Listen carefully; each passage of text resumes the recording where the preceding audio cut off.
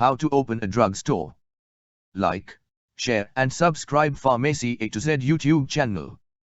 Owning a drugstore can be a rewarding and profitable endeavor for someone who wants to provide a valuable service to a community. However, opening an independent pharmacy is a challenging process. There is market research to do, financial arrangements to make, licenses to get, staff to hire, and much more. Before trying to open a drugstore, make sure you educate yourself extensively on what this will entail. Part 1. Conducting market research. A. Decide whether you will build a new pharmacy or buy an existing one. When opening an independent pharmacy, you have two choices, either build one from scratch or buy an existing one. There are different opinions on which option is better. Each choice has unique challenges and advantages that you should weigh carefully before making a decision. Buying an existing pharmacy. With this option, you will get a pharmacy that has already been established and has a consumer base.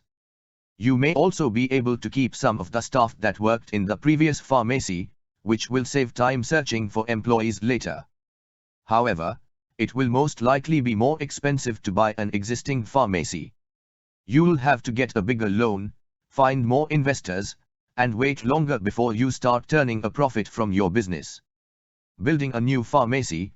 This option is often cheaper than buying an existing business. With fewer financial arrangements to worry about, you can open the store faster. However, you will be starting from scratch with customers, so earning a profit may take longer. You will have to advertise extensively, preferably before your store opens, to make sure you have enough customers to keep your business afloat. It may take a while before enough people know your store to give you a consistent profit. B. Analyze the local community.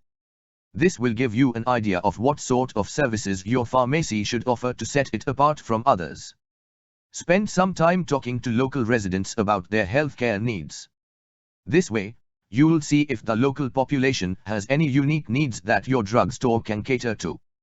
By tailoring your services to the local community, you can successfully compete with chain stores that don't offer specialized services. Government agencies or chambers of commerce can often provide this type of information. Determine demographic information that may affect your business. For instance, if the neighborhood has a large elderly population, you may want to consider catering towards geriatric needs. Look at the economic state of the neighborhood. If the area is economically depressed, you will have to keep your prices low to attract customers. This will also help determine the cost of owning a business in the area. If the area is affluent, you may be able to charge more money, but you will also probably pay more in rent, taxes, fees, etc. Pay special attention to if an independent pharmacy recently closed in the area. If you can, investigate why it closed. You can find out what mistakes this owner made that you can avoid, or it may be a sign to avoid an area altogether. C. Decide on a location for your pharmacy. One of the most important aspects to any successful business is location. When investigating a location, there are numerous things you'll want to keep in mind. What is the competition in the area? If there are several chain pharmacies within a few blocks, you'll have a tough time building your business. It isn't impossible, however. Independent pharmacies can compete with chains if they offer better service or a higher level of expertise than these competitors. You will, however, have to work much harder to build a successful pharmacy if there are chains close by. Is the area visible? Will people walking or driving by be able to notice your pharmacy? This is crucial for when you are just starting out, so you'll want to pick an area that is visible to the local population. Look for nearby businesses. Office buildings and businesses are not only a potential source of customers, but also an indication if the area is good for business. Large chains like McDonald's usually conduct extensive research on a location before opening. If there are some of these nearby, it means other businesses have marked this as a profitable area. Consider the accessibility of your store. It would be good if you had room for a parking lot or there was abundant street parking. Since many of your customers may be elderly, you'll also want an area without stairs or long walks. Do not forget to consider accessibility for those with disabilities as well. The Americans with Disabilities Act, other, website can provide additional information. D. Talk to other businessmen and independent pharmacists. Running a small business is always challenging. It can be both reassuring and informative to talk to others who have been in your position. Meet with other businessmen and independent pharmacists and ask if they have any advice to offer.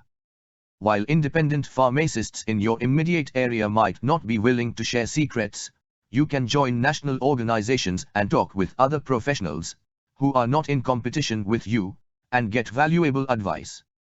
Part 2. Financing your drugstore. A. Find an accountant. A good accountant is crucial for a small business success. Acquiring the capital to start a business and managing the business finances will be a challenge, so you'll need someone who is experienced to guide you through the process.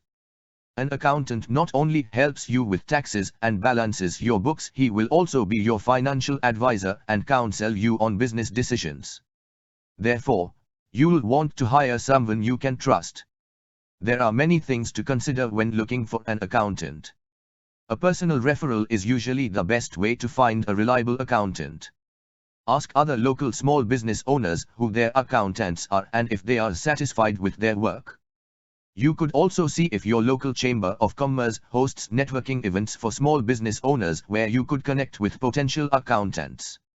Schedule an appointment with potential accountants.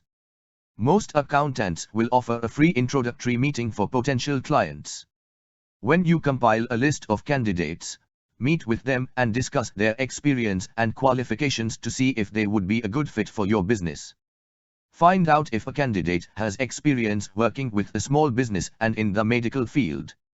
Small businesses and pharmacies have unique needs, and you'll want someone who has worked with small businesses and pharmacies or other businesses in the medical field before and understands how they work. B. Develop a business plan. Before obtaining a loan or finding investors, you'll need to develop a plan for your business. You will then present this plan to potential investors to attract capital to start your business. With the help of your accountant and any other financial legal advisors you may have, draw up a plan for opening and growing your business. A good business plan should at least do the following. 5. 6. A description of the service your business will offer. Does something set you apart from other drugstores? Will you cater to a specific niche? Investors will want to see this description to determine if your business will offer the kind of service to make it profitable. A projection for the profitability of your business. What are projected annual earnings for your business? How long will it take for you to begin earning a profit? Where will your business be in the next few years? Long-term calculations are important to show investors that they will earn a profit if they provide you with the necessary capital. A full breakdown of your costs. Exactly how much capital do you need to open this store? Include rent, legal fees, advertising costs, renovations, and anything else that will go into opening your store. Also include an amount needed for day-to-day operations. Pharmacies typically take several weeks to get money from insurance companies for the prescriptions they sell, so you'll need money to cover your expenses until you receive this revenue. The money you have already acquired or will be putting down yourself. Investors and banks will usually want to see that you have put down money yourself for the business.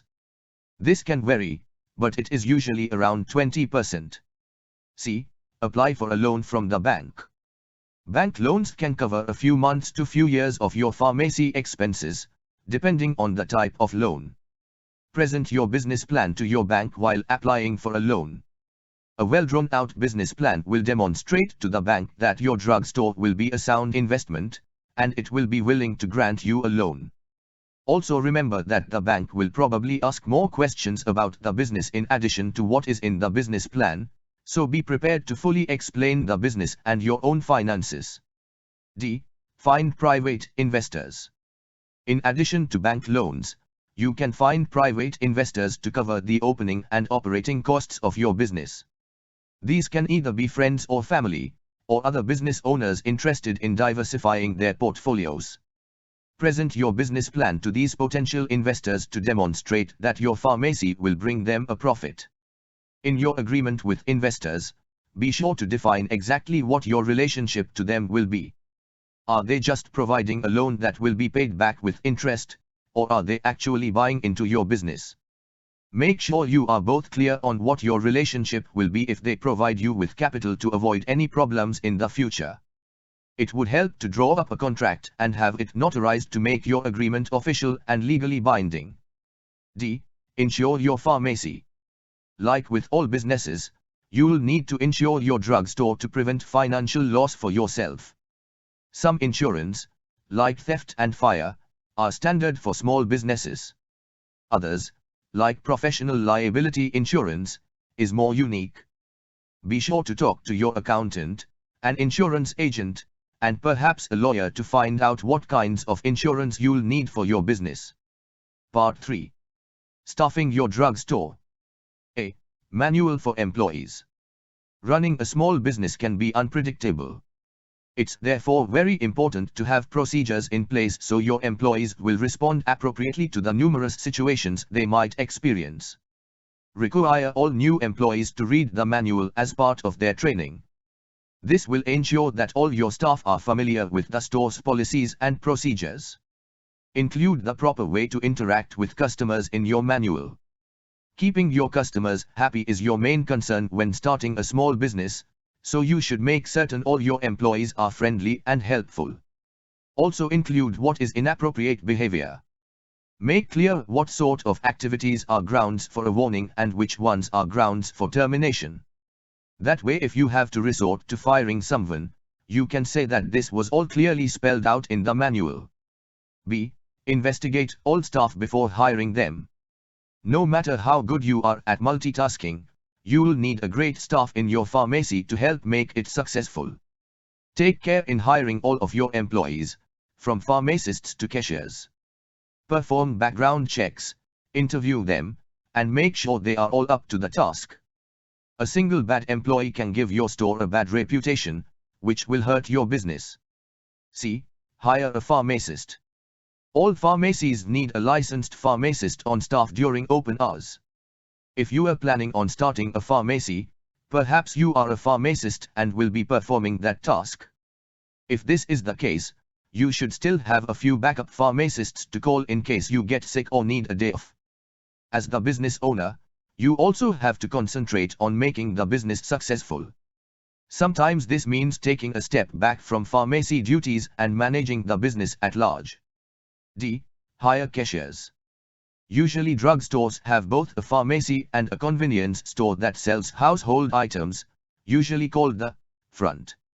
If this is the case, you should have 2 cashiers, one for the pharmacy and one for the front. This way your lines won't get backed up and you'll keep everything running smoothly. E. Hire stock workers. These workers make sure the shelves are neat and well stocked, and the store is clean. They are very important because an untidy store will drive away customers. For smaller stores, usually having only one stock worker on duty at a time will do, but larger stores will probably need more to keep everything tidy. F. Hire managers. If your store is small enough, you might be able to oversee the pharmacy and the front by yourself. For a larger store, however, you'll have to delegate duties. Managers oversee the employees and activities of their given area. They also help with insurance, billing, accounting, and other office tasks. If your store is large, you might need 2 managers, one to oversee the pharmacy and one to oversee the front. That way they can report to you and keep you updated on what goes on in the entire store. G. Hire security if necessary. Unfortunately, pharmacies are becoming targets for robberies because of the drugs they carry. For this reason, it may be a good idea to have a security guard on duty who can help prevent robberies and keep the store safe. Part 4. Preparing your drugstore to open. A. Set up your store effectively. The store's layout is important for making customers want to shop with you. A cluttered store with a poor layout will drive away customers, which will hurt or even sink your business.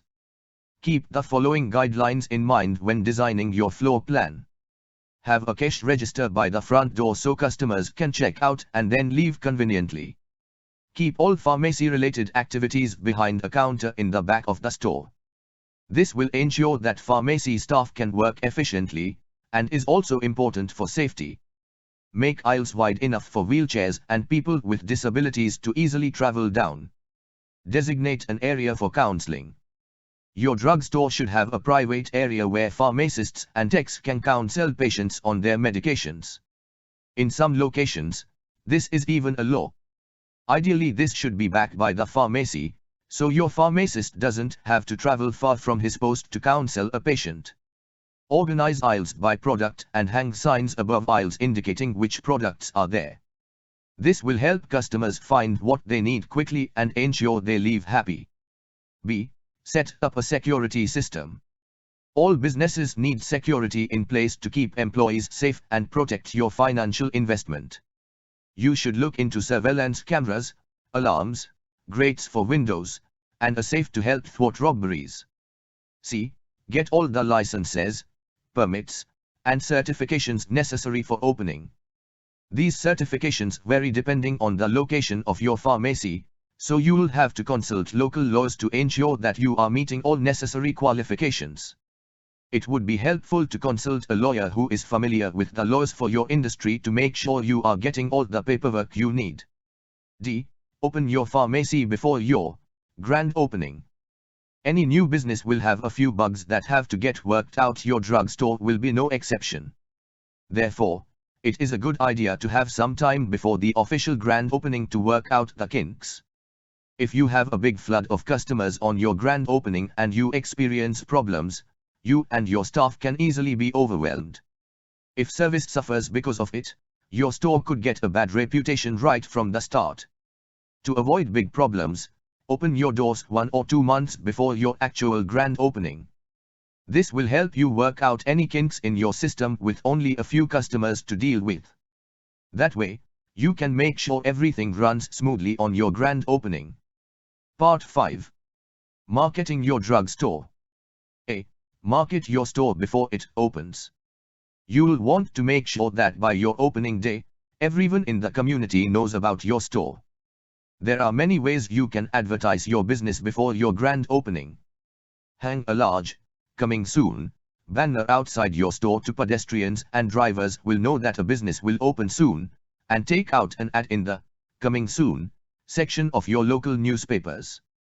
Send out circulars in the mail or place them on houses manually. These flyers should describe your business and the services you will offer. It would also be good to include some opening day sales to attract customers. Use social media. Start a social media page for your business. Share it on your own personal page and ask friends, family, and staff to do the same. With enough shares, you can get a lot of free advertising. B. Sponsor a large celebration for your grand opening. When your store is all set up and you have worked out any problems in your system, announce to your local community that you have officially opened. Contact local news outlets and see if they will cover the event. Also see if the mayor or another local politician will partake in a ribbon-cutting ceremony. This will attract the press and a lot of community attention. With a big grand opening event, you can ensure that the entire community will know about your store opening. C. Join local community organizations. Pharmacists and other small business owners are often active in their local communities. This helps expose both them and their businesses to the public and helps profits. See if there are any events at local schools, parks, religious institutions, and civic associations. Stay active in your local community to have your business recognized. D. Partner with other medical professionals in the area. Referrals from doctors can be a great way to grow your consumer base. If there is a doctor's office nearby, go in and introduce yourself. Ask if the doctor would mind you leaving a few business cards or circulars in his office. If you make a good impression and demonstrate that you are a health professional who cares about your patients, he may start referring his patients to you. Like, share and subscribe.